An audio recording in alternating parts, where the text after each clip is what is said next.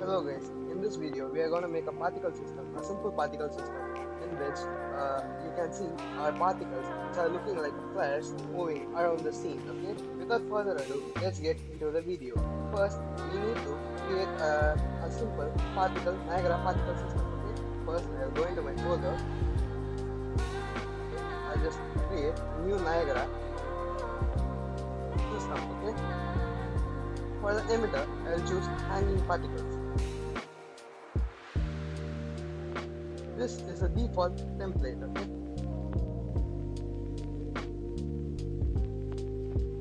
Once going into the tutorial, going into the Niagara particle system, you can see some sprites spawning in and out of the scene, okay?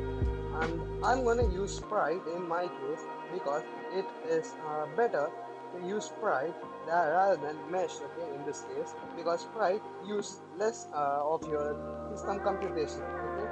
Now I'm gonna turn it to GPU compute sim because it is gonna be much smoother in running multiple sprites inside a GPU. Okay, now I'm gonna give fixed for dynamic bounds. Okay, now I'll let it be dynamic and I'll just use random instead of interpolation because interpolation takes up a lot of computational power. Now let's get into our sprite movement. I'm just gonna disable my default blink force and now I'm gonna create another one named win. Okay, in this I am just gonna give a value of 50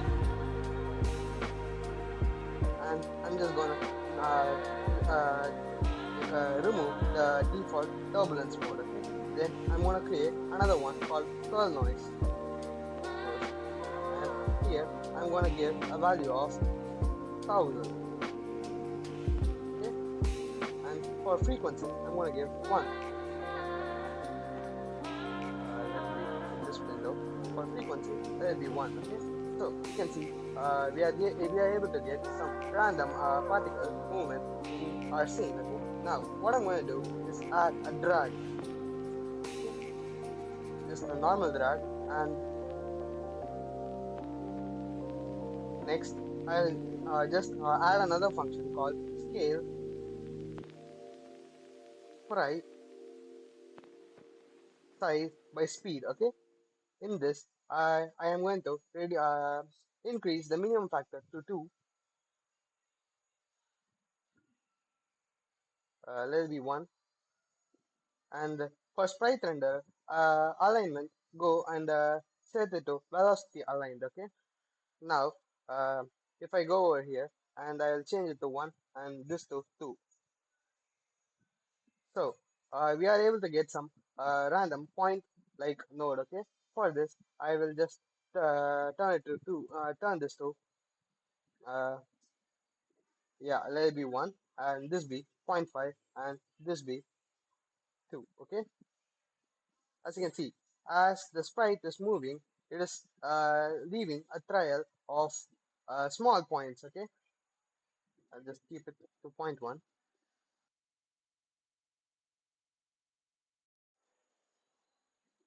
Okay, now this is starting to look really nice. Okay, now what I'm going to do is go add some random color variation to our particle. Okay, lifetimes let it be random, and for color we will keep random range. Okay, and um, let the start point be red. Okay,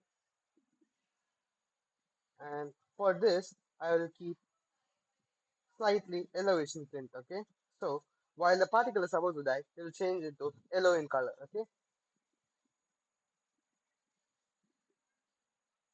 and then for spawn rate I'll just give a value of 100 or even a value of 1000. I'll save this and I'll remove I'll just remove this particle from my landscape and then replace it with my new one. Okay, I'll just pick this and delete it, and then I'll just place this new one instead of that. Now we are able to get a lot of flame-like particles in and out our environment. Okay, and what I'm gonna do is I'm gonna add some more things such as brightness. Okay, I'm gonna try to increase the brightness of the particle. Uh, Sprite render, I think it'll be over here, or I think this brightness is good enough for our particle. Hmm. And then I'll try to increase my sprite size to 5 and 8, between 5 and 8.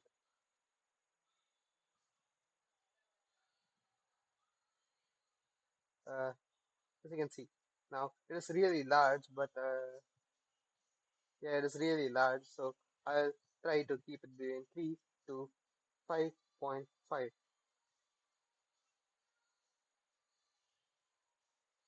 And now we got our desired sprite size.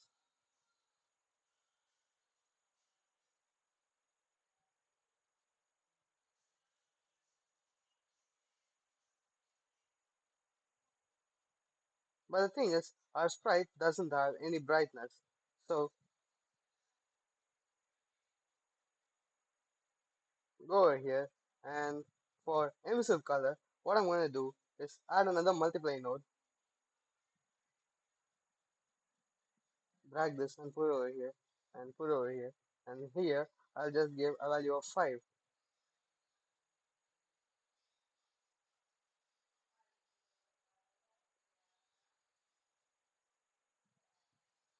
Or maybe even a value of 10, or maybe 100. Okay.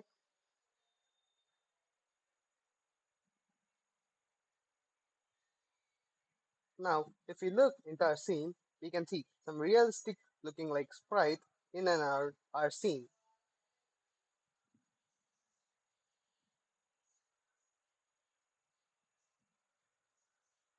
And this is for the video, guys.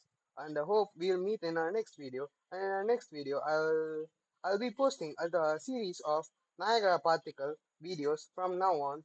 So if you want to learn a lot about Niagara, you can always subscribe to my channel and follow my videos. And thank you for watching my video, guys. And we'll see you in the next one.